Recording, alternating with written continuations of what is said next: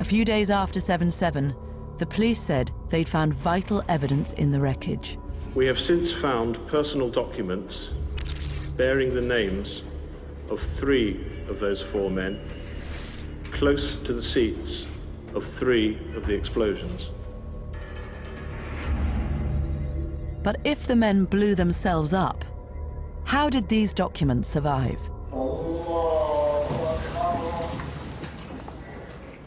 When the body blows up, now everything is destroyed. The body is turned into pieces. How come these whole documents were remained intact? Now this is something that I cannot understand. For Dr. Nassim, it's too similar to a suspicious find after the 9/11 attacks in the wreckage of the Twin Towers. If you go back to 9/11, the aeroplane and that blew up, everything, the metal melted, but the passport was found intact. Although the hijacker perished, along with everybody else on board, his passport survived. A few days after 7/7, a driver's license in the name of the bomber was found in the wreckage of the bus. The one who boarded the bus blew up, but his all identification papers were lying safe. Now it seems to me is one organization is writing all these stories because they're very similar. There is an explanation for the mystery. According to court testimony, forensics suggest it's likely the driver's license wasn't on the bomber's body when the bomb went off. Like other documents recovered from the wreckage naming the bombers, the license was relatively undamaged. The pattern suggests the bombers dropped them nearby to ensure they would be identified.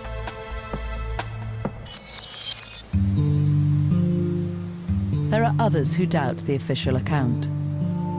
Bristol, one Saturday in July last year.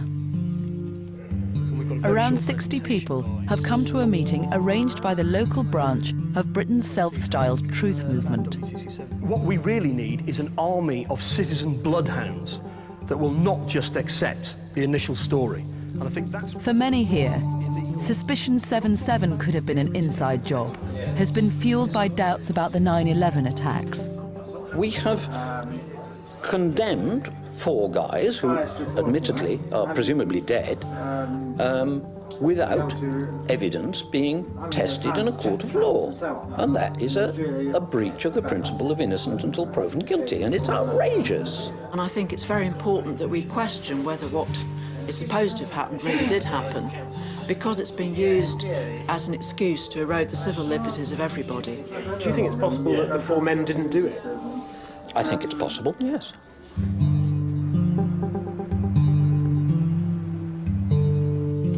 From an underground office nearby, Tony Gosling runs an internet forum popular with 7/7 skeptics.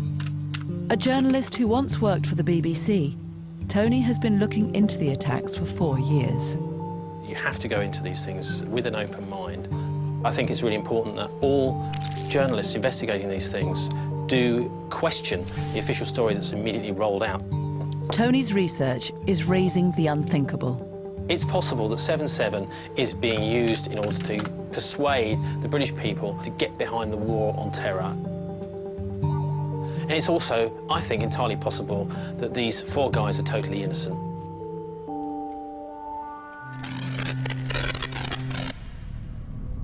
A number of people now question whether these 4 men really carried out the attacks on 7/7. But is there any real evidence to back up their belief? 6 hours after the attacks on 7/7, the Metropolitan Police gave a news conference here in London.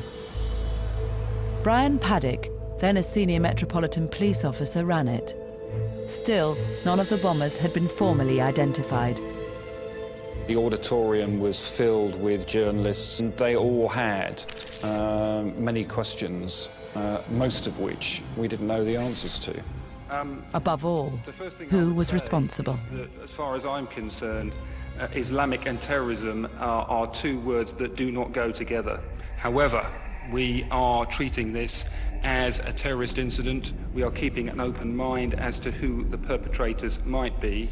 I was always very mindful of the fact that we didn't know for sure, and I didn't think it would help in terms of community relations, for example, to speculate about so-called misnamed Islamic terrorism. 8 hours after the bombs went off, the Prime Minister addressed the nation. This has been a most terrible and tragic atrocity. We know that these people act in the name of Islam. On the basis of the evidence that I was given, Tony Blair's statement went beyond the facts.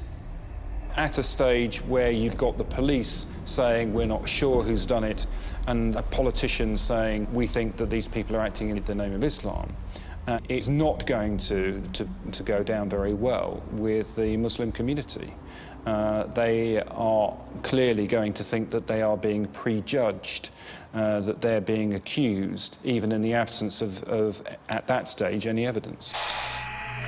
To 7/7 ripple effect, Tony Blair's statement is evidence he was part of a conspiracy to blame Muslims for the attacks. Tony Blair said on the day of the explosions that we know this was done in the name of Islam, when there was no proof whatsoever of who had done it, therefore indicating he possibly had foreknowledge of the plan and who they intended to blame and the reason why they were going to blame the Muslims. We know that these people act in the name of Islam. But was Tony Blair's instant certainty evidence of a huge conspiracy, or was there another explanation? The government has always rejected calls for an independent inquiry into the bombings. Instead, it promised a full account. We will bring together all the evidence that we have, and we will publish it so that people, the victims and others, can see exactly what has happened. Nearly a year after the attacks, the government published their official report. The official account of the bombings in London on 7th of July last year. Its narrative was meant to be the definitive account. The four then travelled from Luton to King's Cross, leaving at 7:40 a.m. and arriving at King's Cross at 8:23 a.m. The official account is based on the 4 bombers catching that train.